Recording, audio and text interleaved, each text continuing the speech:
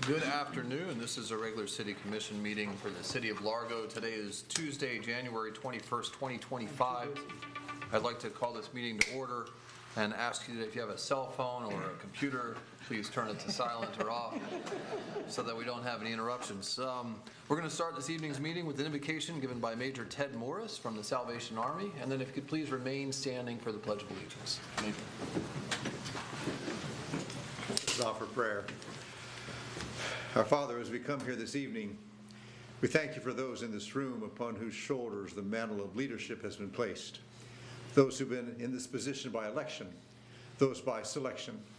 Thank you for our mayor, for our vice mayor, for city manager, city attorney, and commissioners, and all those staff members who represent each of them, who support them and work behind the scenes to bring to fruition what we are here today to do.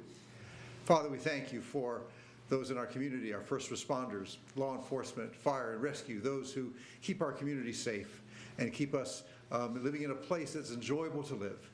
Father, we pray this meeting tonight will be productive, that the decisions made and discussions that take place will be according to your will for this community. For it's in your holy and your precious name we pray. Amen. Amen.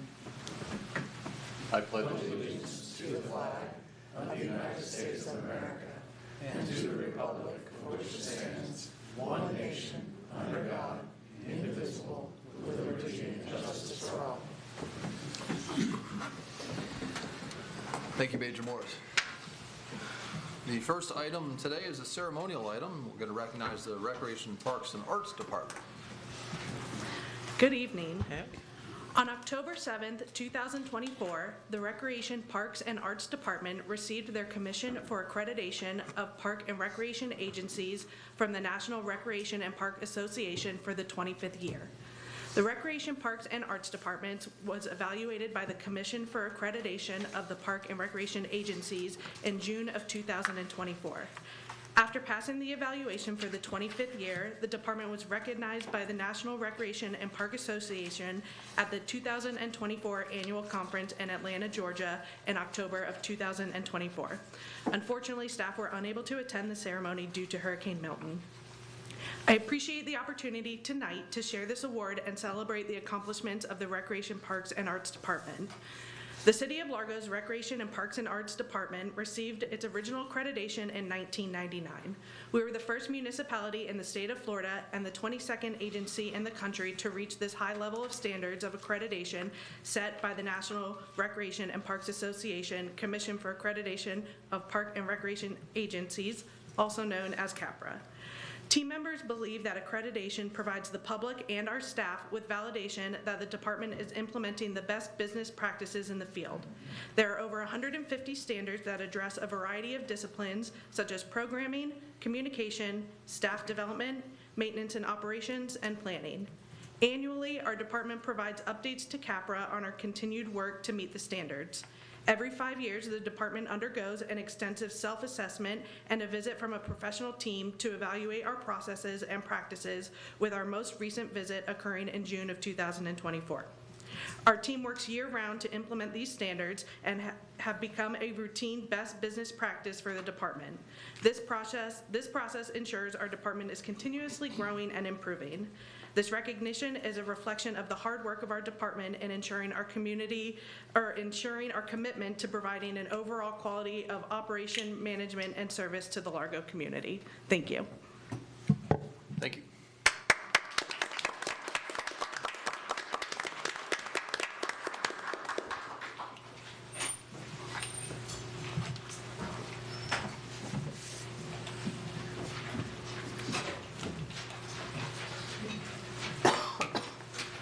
So I think we have the department director here as well as some representatives from the Rec Board, the Parks and Rec Advisory Board. So thank you for being here.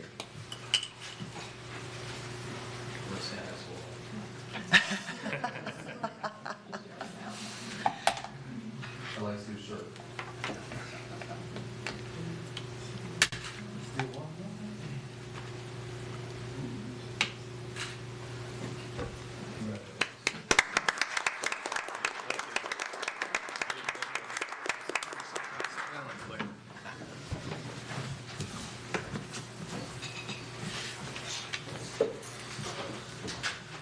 Thank you. Next is citizens' comment. If you'd like to speak about something on the agenda outside of the consent docket, please wait until the item comes up. Do we have any cards this evening? Yes, we have 3 cards. First is Daryl Henderson.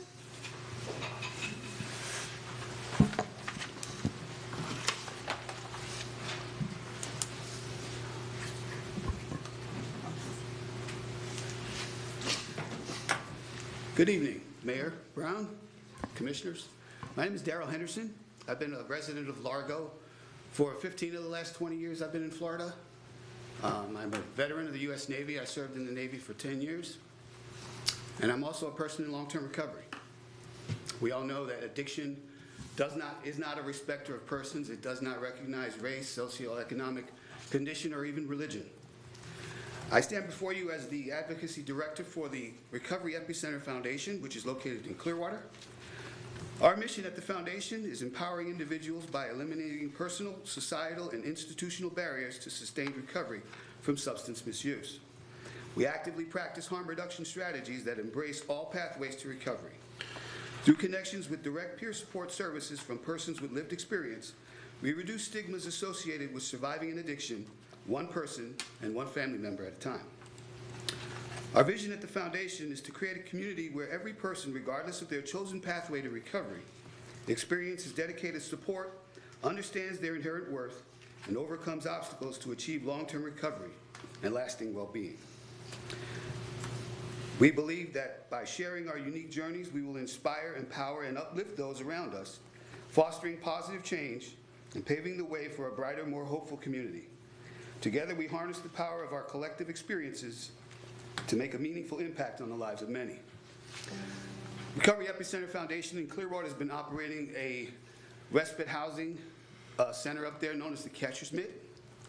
In 2025, we are planning to open another respite housing facility in Pasco County, and we're also looking to lease space in St. Petersburg for a recovery community center. In 2024, we served 549 people. 320 of those transitioned successfully to a recovery residence. 99 participants linked to substance use disorder treatment. And we reduced homelessness by 4,195 days. I wanted to just bring your attention to what we're doing up in Clearwater. We thank you for your support, and we thank you for your service to our community. Thank you. Thank you.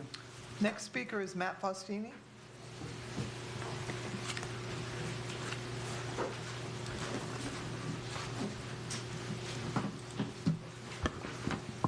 Good evening all. Matt Faustini, 1015 Lake Palms Drive, Largo. I wanted to talk because after watching last week's workshop, it became clear to me that staff in this commission are still working under a game plan that was made pre-pandemic and pre-inflation, especially when it comes to meeting our climate commitments in the face of the inflation crisis. I am as committed as anyone to fighting climate change, but we have to be responsible and practical. And the city of Largo is not going to solve global climate change on its own. Us getting to net zero by 2050, while great, does not solve climate change. What we know will work now is adaptability, is resiliency. That has to be our focus. We cannot solve, as a city of 70,000 people, global climate change. It's just not possible. What we can do, though, is make sure, regardless of what people beyond our power decide to do, our city is more resilient and more safe to face these crises. I haven't seen an EV car yet that can withstand salt water. Yet we're talking about buying EV cars for our police department. Are we serious? We're using Duke Energy. We're paying extra, from what I heard in the commission, to pay to use Duke Energy solar than general customers for our electricity as a city, using their solar connection program. Why are we paying Duke Energy more money, especially when our franchise fee is up for renewal in the next year? These are basic, fundamental things that we have to start looking at. Because guess what? We have another crisis coming. Housing demand, housing purchasing demand, lowest it's been since the Great Recession. Because people cannot afford to buy homes. My generation, yeah, there's 4 duplexes up on my street for sale right now. Each one of them $450,000. You think I can afford that? No. So they've been on the market. So far, 45 days and counting. I'm waiting to see. Waiting to see how long they stay up. Waiting to see what the prices happen here. Lastly, we need to be working with HCA on the aquafence system. Again, focusing on resiliency to meet to protect our emergency department. And then lastly, we need to really talk about code changes. We need to have them in place 60 days before hurricane season starts, so FEMA is not giving us any issues if we change our code, if we change our look-back period, if we change any regulation. We need to have that changed by pretty much May. Thank you. Thank you. Next speaker is Daniel Alejandro.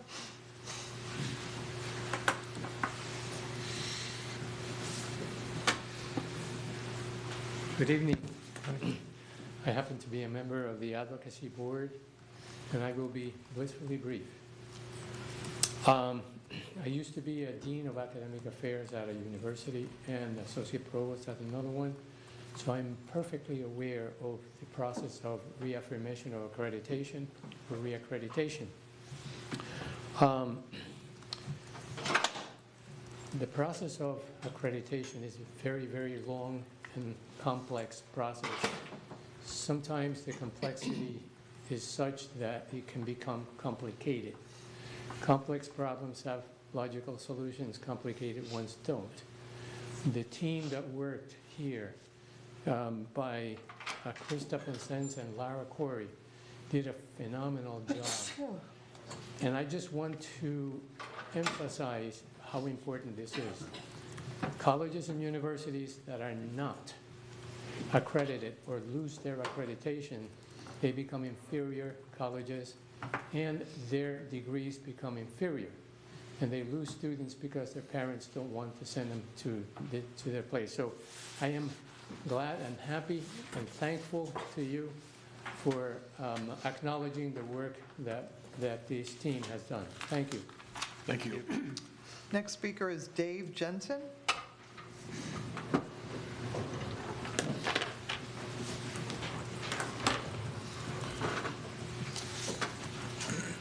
Good evening, Dave Jensen, 601 Starkey in Largo. Here to try to get some things figured out. Hopefully people can help me. I've emailed all of you, including the mayor. I've spoken to the city manager on a couple of occasions. To be very brief, the city is violating a state law regarding people being an owner-builder. Our mobile home in a mobile home park here was damaged in Milton. Our entire Florida room was completely ripped off in the storm. Did everything I was supposed to do. I had plans drawn up by a certified engineer, which state law requires, to the tune of $1,200. I applied for the permit as an owner-builder. In Florida, to be an owner-builder, that means to do the work yourself, not hiring a contractor. You have to fill out an affidavit, and it has to be sealed, by a notary. Did all that, submitted it to the city on the 23rd of December. I was expecting it was going to take a while because there's a lot going on. It was right before Christmas and all the damage, etc. The initial contact back from the city was on the 7th, 2 weeks ago today, saying that I don't qualify as an owner-builder because I don't own the land. There's a state law that very specifically and for a reason has been on the book since at least 1998, over 27 years, that your permitting department has no clue about, and they need to get brought up to speed. This law states, for the purposes of this subsection, the term owner of property includes the owner of a mobile home situated on a leased lot. That is clear as a bell. I've been told repeatedly by the person that runs your permitting department and City Manager Kerp that this law is unclear. I have asked and pressed repeatedly as to what is unclear about that law to try to get some sort of meaningful feedback, and I don't get an answer. That is law. There's nothing unclear about it. I own the mobile home. It's on a leased lot. I can do the work myself. The city is continuing to stonewall this entire process.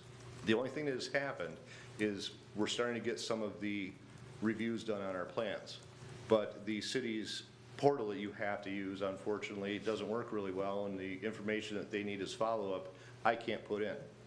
The other thing you may not be aware of is your city staff will not answer phone calls. The permitting department has a policy that they will not answer phone calls from the public. I had to talk to a permit tech the other day to have her enter new information in, because I can't do it through the portal because you can't do any edits. I would not have been able to get a hold of her except for the fact that my plans reviewer, Mr. Jewell, called me and said, you'll have to talk to this person, and she helped me out. I can't call and talk to a planner. I can't talk to people because they are forbidden to answer phone calls. I'm told that they'll return phone calls if you ask them. I sent 2 separate emails asking for return phone calls and never got anything from anyone. I finally did hear back from you later this evening, Mr. Johnson. Please call me either tonight or tomorrow so we can try to get this straightened out. But as of when I came here at 5:30, there's still a hold on my account where you're violating this law, and it needs to be fixed immediately. Thank you. Thank you. That's all cards. Thank you. I just mentioned to Mr. Kerp if we could get some type of a report on the situation here. I know there's, my understanding is we're trying to work this out, so we'll certainly be in touch. Next up is approval of tonight's agenda. I'd like to pull 10. Move approval. Second. I have a motion and a second. All in favor say aye. Aye. Any opposed? Motion passes 7-0. Next is consideration of the minutes from the regular meeting of January 7th, 2025. Move approval. Second. Any changes or corrections? All in favor say aye. Aye. Any opposed? Motion passes 7-0. Could I hear the consent docket, please? Item 4, appointment of Kristen Gerzak as a member of the Code Enforcement Board.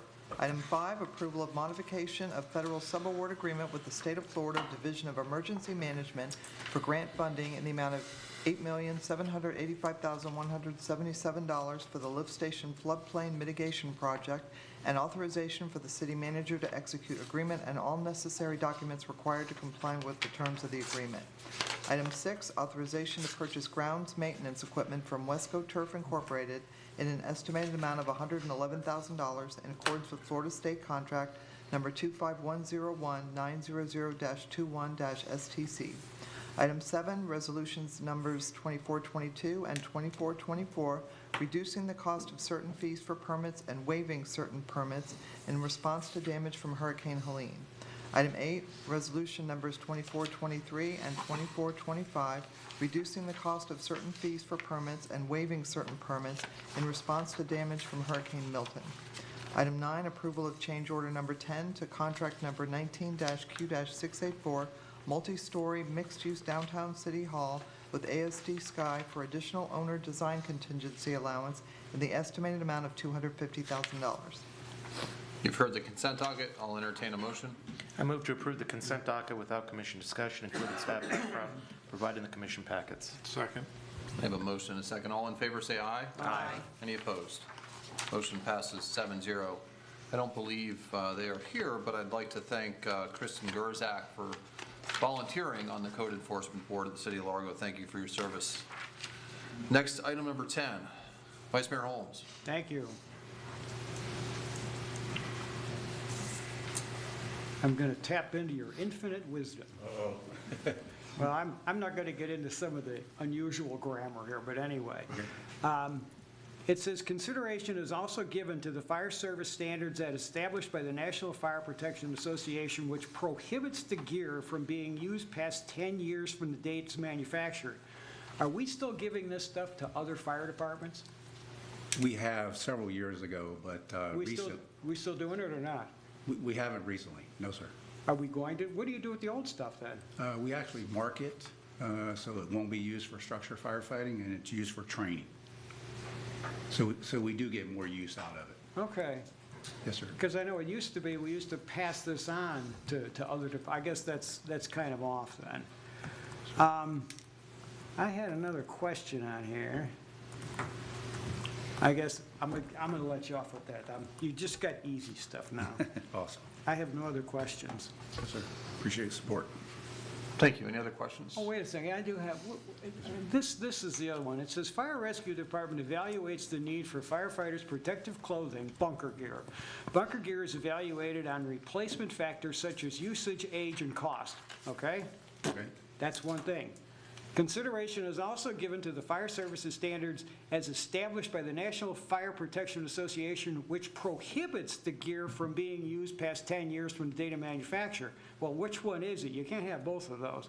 One is you either go by replacement factors such as usage, age, and cost, or you go by 10 years. So we definitely do not go past the 10 years. So there's a date on the gear, Okay. and we will keep it up to that time as long as it's usable, as long as it's safe, Well, that and would meets make all the sense. annual inspections, et cetera, but we do not go It's like- past the 10 years. It's like my shoes. I wear them when the soles are gone. Okay, thank you. That's all. Well, that's more than 10 years. That's actually true. I actually have a pair of shoes at home I bought in high school. All right, any further questions? Thanks. I move to approve authorization to purchase replacement firefighter personal protection clothing from 10-8 Fire Equipment, Inc. in accordance with the Lake County Contract Number 22-730K in the amount of $157,500. Thank you, Chief. Thank you. Second. I have a motion and a second. All in favor, say aye. Aye. Any opposed? Motion passes 7-0. Thank you. Next is item number 11.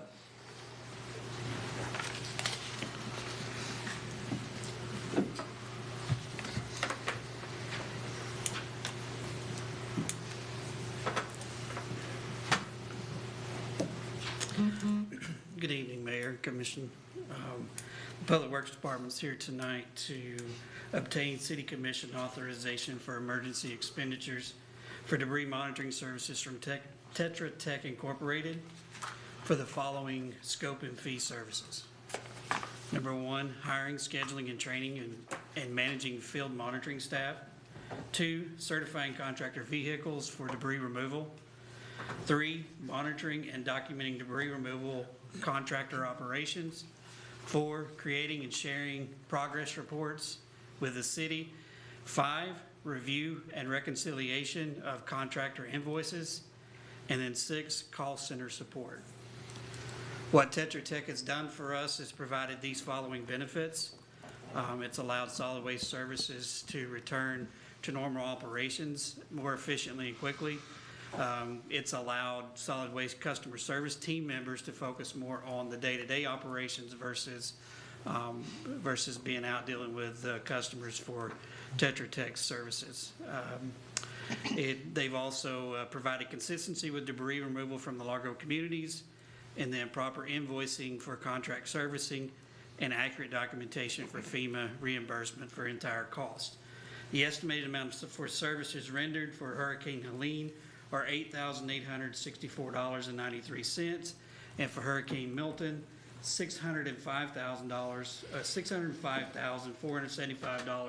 $605,475.07. There's a copy of the task order for these services at the end of your packet, and we are available for questions. Thank you. Do we have any cards on this? We have no cards. Commissioner Smith. So yesterday, I decided to go out to the nature preserve to walk around.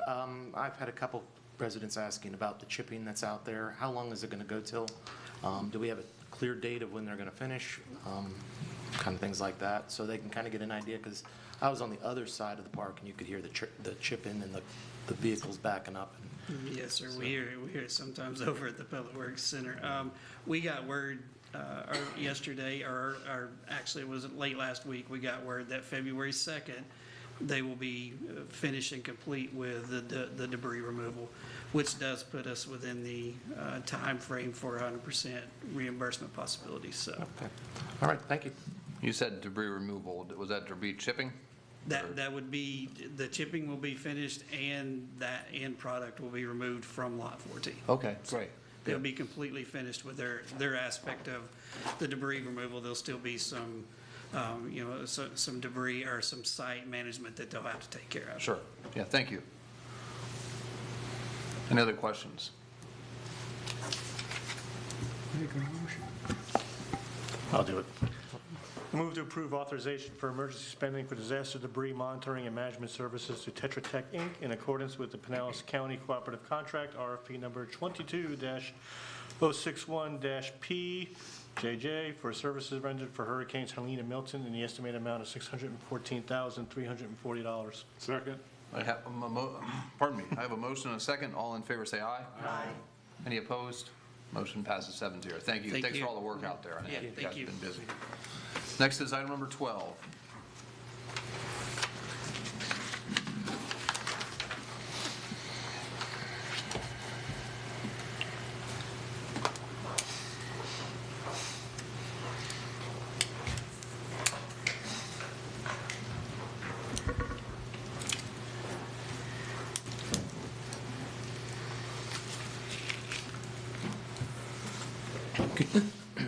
Good evening, Mayor. Good evening, Commissioners.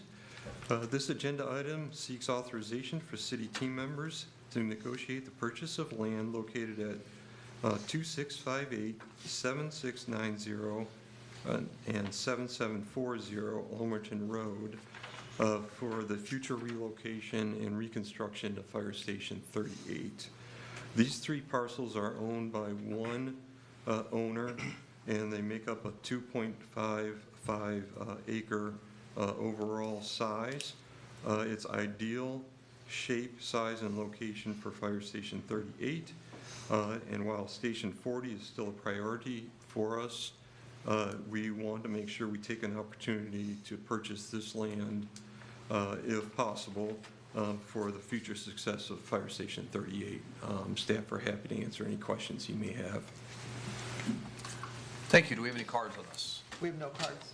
Commissioner Smith. So knowing that the three lots are owned by the same entity trust, I went on the property appraiser, that's how I know.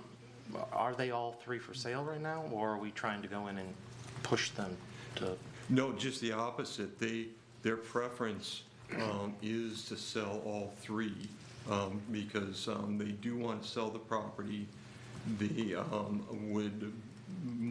would prefer to sell all three in one transaction. Okay, and this is the car repair place, the adult bookstore, Yep. and the car lot that's next to it, all three of those? Yes, sir. So when we're working on this lot and we own it, let's say we do own it, will the firefighters be still in the old station while we're redoing the?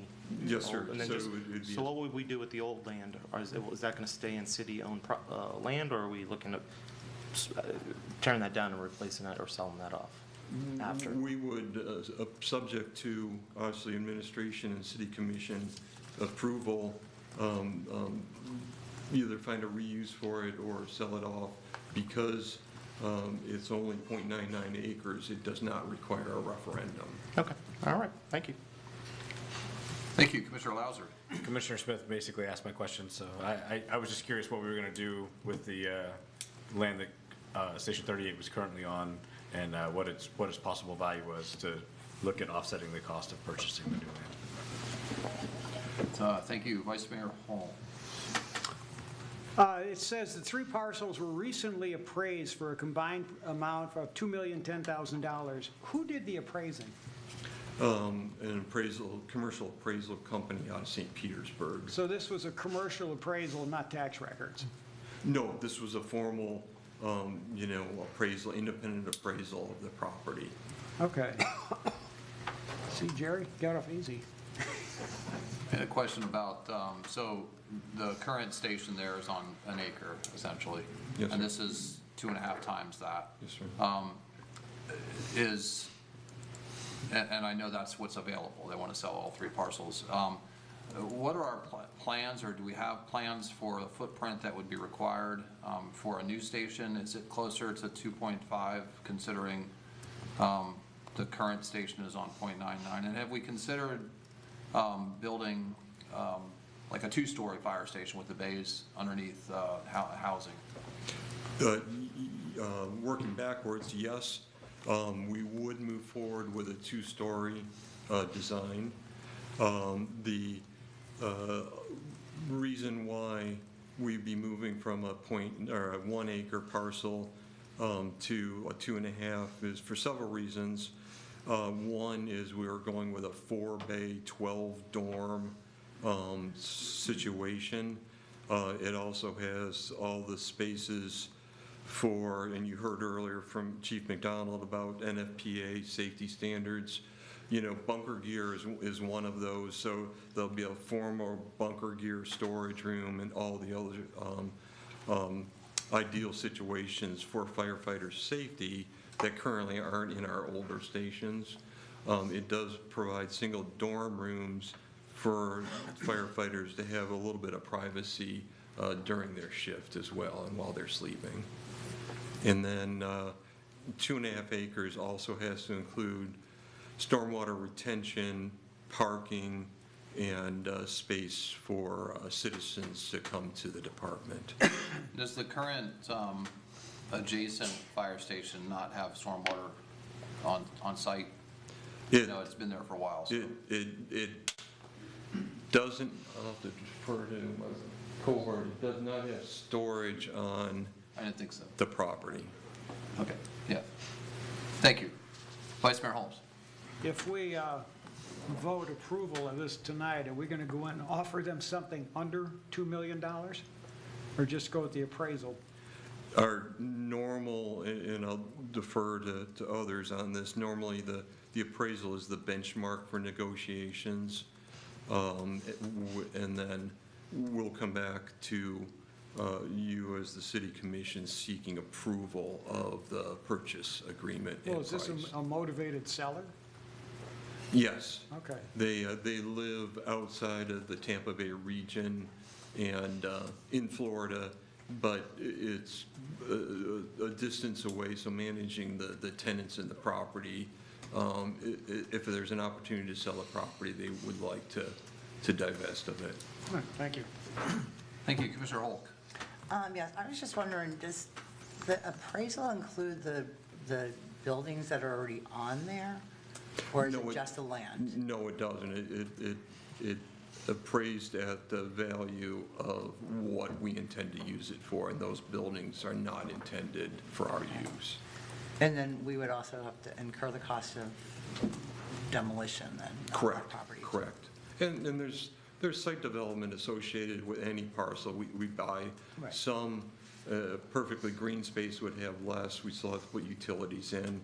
But, yeah, this one we've accounted for in the future in the CIP for that demolition aspect. Thank you.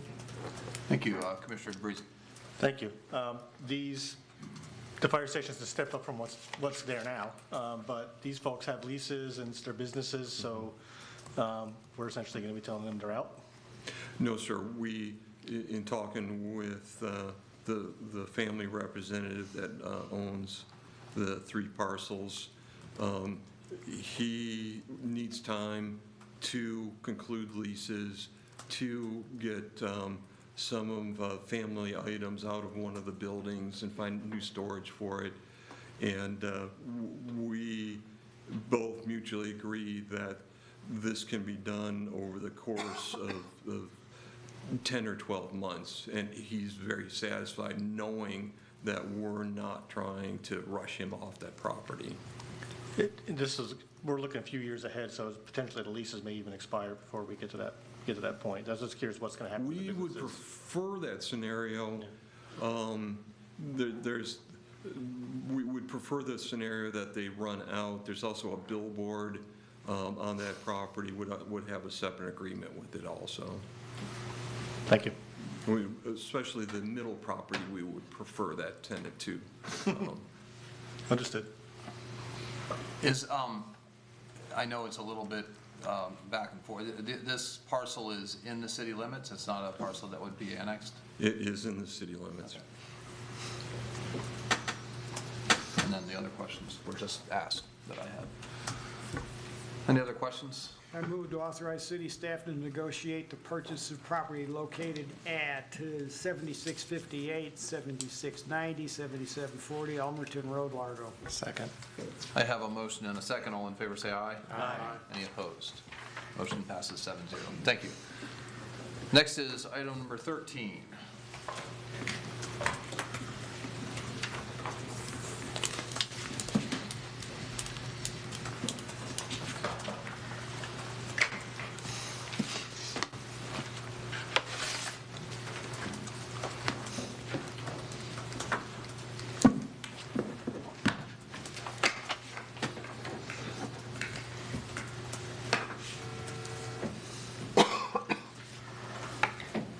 for you.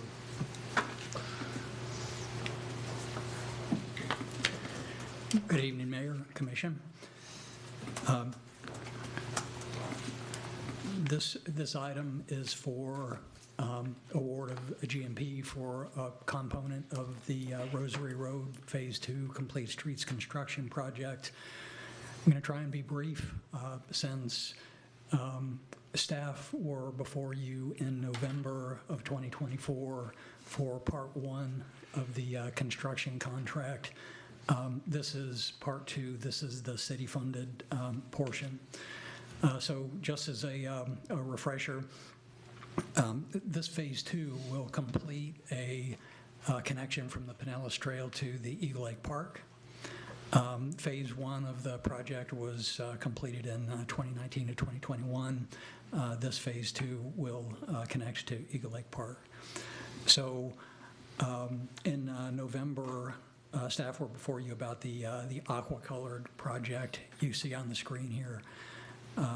This evening's item is for the orange colored project.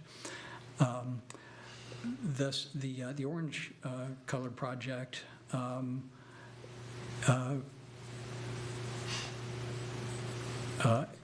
adds roadway and traffic. So the project limits are from the Walmart truck entrance to Paradise Lane, which is basically along Bayou Creek. So the project does add traffic calming, pavement improvements, a 10-foot wide mixed-use path on the south side of Rosary Road, sidewalk upgrade on the north side of Rosary Road, and some bike and pedestrian improvements at the intersection of Betty Lane South and Rosary Road, and some limited drainage work. You can see from the map that there's also some work on Betty Lane that's roadway and drainage work.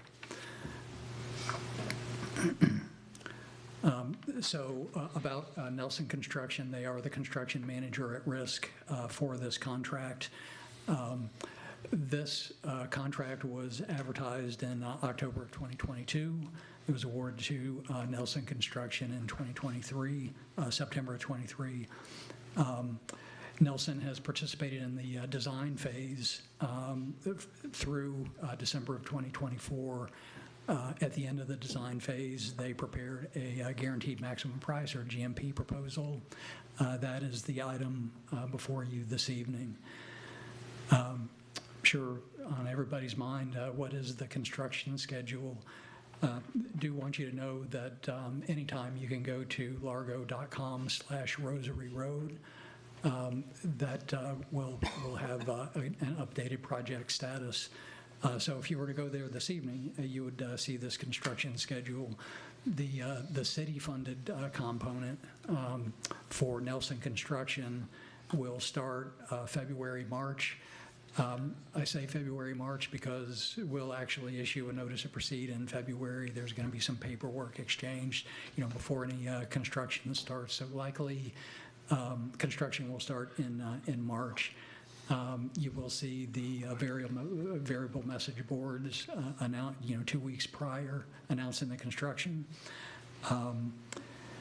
And then the grant-funded component will actually start in May. You can see it starts a little bit later, but it starts a little earlier, finishes a little bit earlier, January 26th. That allows Nelson Construction to get in. They've got some minor stuff they need to do in the FDOT grant-funded footprint. So staff is available to answer any questions. Thank you. Do we have any cards on this? We have no cards. Any questions from the commission? If I may, Mayor, I'd like to add just for the community, I know there's a great interest in East Rosary Road project as well. And that's set to be bid in September of this year. So this should not be confused with the section east of Eagle Lake. Yeah, and I know that folks in this area are very excited for this project too. They've been involved a lot in the process. Any questions, comments? Motions? I move to approve change order number 1 to contract number 22-Q-765 Rosary Road from Walmart Truck Entrance to Eagle Lake Park to Nelson Construction, Inc., establishing a guaranteed maximum price of $4,358,583 and an owner contingency of $455,000, totaling an estimate of $4,813,583 and no pennies. Second. I have a motion and a second. All in favor, say aye. Aye. Any opposed? Motion passes 7-0. Thank you. Thank you. Mayor, can I ask Barry a question before he runs off? Please. Are we following the Whitney Road project out there that the county's doing? We are, yes. Okay. Are we posting that online anywhere? It's not our project, it's a county project, but most of that area out there is city or Largo residents. And I mean, they've got Whitney closed in Walford. It's closed off totally. That's, I think our money's going into moving that pipe. But I was just wondering, I don't know, maybe city manager, can we post something on the website? I've had people asking me, what's the city know about what's going on at Whitney Road there? Because the road's closed. And maybe we could put something online. It's a county project, it's not ours. Do you know if the county has anything? I don't know, I didn't. Ideally, we'd Barry, maybe post a link. Yeah. The county does have a project website. Maybe we could just put a link up on ours then. Yeah, I'm more than happy to post a link to their project on our site. I think that's possible. Yeah, okay. I mean, I don't mind people asking me the same question over and over. I just, how many times can I tell you, it's not our project? Thank you. Thank you. Mr. Zimmet, anything this evening? I have nothing tonight, thank you. Thank you. Commissioner Holk? I have nothing, thank you. Thank you. Commissioner Johnson? I have nothing. Thank you. Commissioner Smith? One thing, this Saturday, January 25th, from 12 to 4 at Largo Central Park, our youth council is hosting a Largo Youth Mental Health Festival from 12 to 4. Again, this Saturday, the 25th, at Largo Central Park. It's free to the public. It's kind of focused on middle and high school students, but it's open to the entire community. I think it'd be what they've been doing, and this was put off a little bit because of the storm. I think it's great that they're hosting this. As someone whose family has mental health challenges, I think we need these kind of things and young people to have the access to information that can be there to ask for help. And I think what they're doing is fantastic. So I look forward to as many citizens can come out to show support to them. Again, it's the Largo Youth Mental Health Festival this Saturday, the 25th, from 12 to 4 at Largo Central Park, and it's free. And that's all I have. Thank you. Vice Mayor Holmes? Congratulations to the Parks Department. The usual toucher truck was fantastic. A lot of good stuff out there, and it was my cultural achievement of the year. So anyway, thank you. Thank you. Commissioner DeBreezy? Thank you. Commissioner Holmes, stop taking my items. I was reading your notes. Yeah, big night for Parks and Rec. Congratulations on our accreditation, and also for a great toucher truck event. I was out there. I must have been out there after you because I was trying to honk a horn at you, but you weren't there. I was out there probably after you. People honk horns at me, and you know. But they did it was a great event, and when I got out there about 1 o'clock, it was packed. There were quite a few people out there, so. Couldn't fall down out there. Congratulations. Thank you. Commissioner Lauser? Yeah, so congrats again to the Recreation, Parks, and Arts Department. Looking forward to my first meeting next week as a committee or a commission member. And then, of course, Mr. Henderson, thank you for what you do, and thank you for coming in and bringing us some reading materials and presenting. Thank you. Thank you, and I'll just add to that, appreciate it, and I ask our city manager if our homeless outreach team works with you guys, and I'm getting a nod that we do in the back, so thank you for that great resource for our team that are trying to help a lot of folks out. So I was gonna, Commissioner Smith stole a lot of my thunder, so I'm just gonna read a little bit about the Youth Mental Health Festival. Participants can enjoy a variety of interactive activities, including yard games, arts and crafts, and yoga, all designed to promote well-being and mindfulness. Local clubs and organizations will provide resources and hands-on experiences to help teens learn more about mental health. Food trucks will be available. Everybody loves food trucks on site with a variety of food and beverages available. So if you can come out, if you've got young folks at home, bring them out to the park. from noon until 4. And this is all it's helped, our Parks and Recreation Department helped, but it's organized and put on by the Youth Council, just a group of kids. So come on out, we'll hope to see you there. And along those lines, Youth Leadership Council, with some changing seats on the commission, we don't have a representative from the commission that helps with the Youth Council. So if anybody's interested in doing that, let me know. So, what's that? That's a great, I think it's Tuesday afternoons, like 4 o'clock, but I can check on that to be sure. Thank you. But if you're interested, I can get you the information. And that's all I had, Mr. Kirk. Great, thank you. I want to put 2 events on the community's radar. First is the Friends of the Library book sale, starts tomorrow. The members preview, 3 to 5 o'clock, and you can buy a membership at the door. And then Thursday, Friday, and Saturday, during regular library hours, the book sale continues. So encourage community members looking to add to their bookshelves to come and visit and support the library and the Friends. Also, February 1st, the community cleanup at Lake Villa Park from 9 to noon. Meet at 456 Clearwater Largo Road. Come prepared to be outside and clean up. And again, that's a couple weeks away, but just want everyone to get that on their calendar. Very good, thank you. Any action items? Yes, I had 2 things. A request by Mayor Brown that staff look into the issues raised by Mr. Jensen and contact him, and a request by Commissioner Holmes, or Vice Mayor Holmes, that staff put a link to the Pinellas County Whitney Road project site on the city's website. Sounds good, thank you. Meeting is adjourned. Thank you all.